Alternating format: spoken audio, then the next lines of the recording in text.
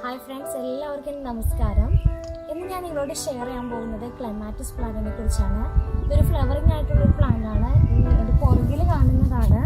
ഞാൻ ഈ വീഡിയോ ചെയ്തിരിക്കുന്നത് പല സ്റ്റേജുകളായിട്ടാണ്. കാരണം ഈ ചെടിയുടെ ലൈഫ് എങ്ങനെയാണെന്ന് കാണിക്കാൻ വേണ്ടി പല സ്റ്റേജുകളായിട്ടാണ് ഞാൻ ഈ വീഡിയോ ചെയ്തിരിക്കുന്നത്.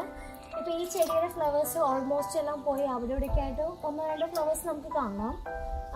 ഇത് മെയിനായിട്ട് സ്പ്രിംഗ് ടൈമിൽ പൂവുണ്ടാകും, അതിനുശേഷം ഇലകളുണ്ടാകും, അതിനുശേഷം ഇലകൾ പൊഴിഞ്ഞ് പിന്നെ ഈ വള്ളി മാത്രമായിട്ട് നിൽക്കും. അങ്ങനെ പല കാലങ്ങളിലൂടെയാണ് ഈ ചെടി പോകുന്നത്. ഇത് മെയിനായിട്ട് ജപ്പാൻ അതുപോലെ ചൈനയിൽ നിന്ന് വന്നിട്ടുള്ളൊരു ചെടിയാണ്. ഇത് ഭയങ്കര കളർഫുള്ളായിട്ടുള്ള ഫ്ലവേഴ്സിന് ഇത് പല വെറൈറ്റി ഉണ്ട്. ഇത് പൂക്കളിൽ ഇങ്ങനെ കട്ട ഇതളുകളായിട്ടുള്ള ഇതുണ്ട്, അത് സിമ്പിളായിട്ടുള്ള ഇതളുകളുണ്ട്. അതുപോലെ തന്നെ പല എന്താ പറയുക ഒട്ടും അട്രാക്റ്റീവ് ആയിട്ടുള്ള ഫ്ലവേഴ്സുള്ള ക്ലെമാറ്റിസ് പ്ലാന്റ്സ് ഉണ്ട്. ഇത് ശരിക്കും പറഞ്ഞാൽ നമ്മൾ നല്ല രീതിയിൽ മെയിൻറ്റെയിൻ ചെയ്ത് നല്ലൊരു ഡിസൈനൊക്കെ കൊടുത്ത് വളർത്തുകയാണെങ്കിൽ നമ്മുടെ ഗാർഡനിൽ വളരെ ഭംഗിയുള്ള ഒരു ചെടിയാണ്.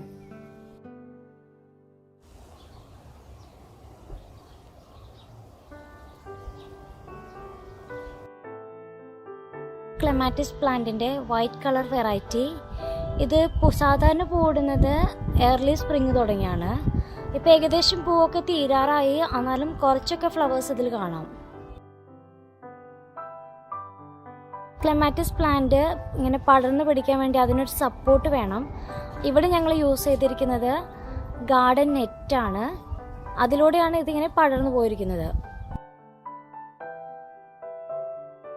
ഇത് ഏകദേശം ഒരു 3-4 മീറ്ററോളം നീട്ടം വരുന്നുണ്ട്.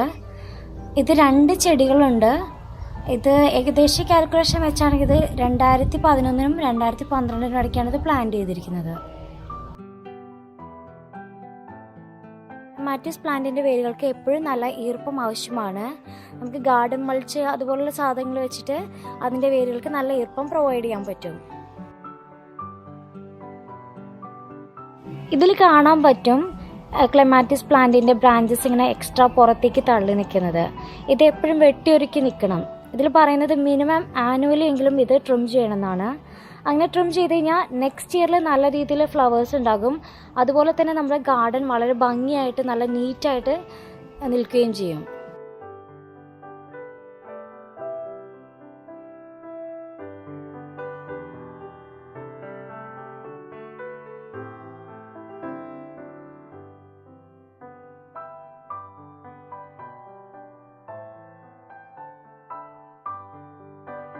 ക്ലെമാറ്റിസ് പ്ലാന്റിൻ്റെ പല വെറൈറ്റി ഉണ്ട്.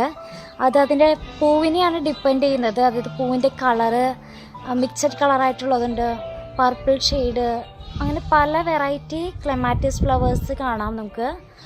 ഇതിൻ്റെ പ്രോപ്പഗേഷൻ നടക്കുന്നത് ഇതിൻ്റെ പൂ കൊഴിഞ്ഞ് കഴിയുമ്പോൾ ചെറുതായിട്ട് വിത്തുകൾ കിട്ടും. ആ വിത്തിൽ നിന്നാണ് ഇത് പ്രോപ്പഗേറ്റ് ചെയ്യാൻ പറ്റുന്നത്. ക്ലെമാറ്റിസ് പ്ലാന്റിൻ്റെ ഒരു തൈയാണ്. എല്ലാവർക്കും ക്ലെമാറ്റിസ് പ്ലാന്റിൻ്റെ വീഡിയോ ഇഷ്ടമായി എന്ന് ഞാൻ പ്രതീക്ഷിക്കുന്നു. നിങ്ങൾക്ക് ഇഷ്ടപ്പെട്ടാൽ സപ്പോർട്ട് ചെയ്യുക. Thank you.